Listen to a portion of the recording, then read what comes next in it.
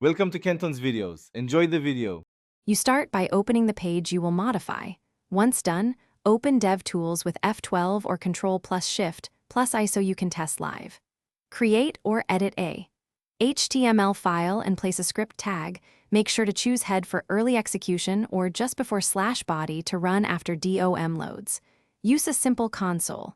Log to verify execution. This gets you running code immediately and shows why placement affects timing.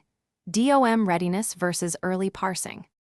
Now you write the script and test it interactively. Begin with small statements like console. Log hello to confirm the engine runs, then add logic. If you manipulate DOM elements, use DOM content loaded or add defer to the script tag so elements exist when code runs.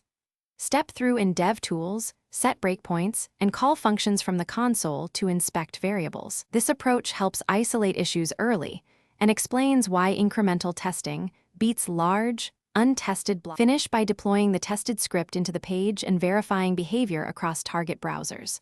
Once done, minify or bundle only after confirming functionality.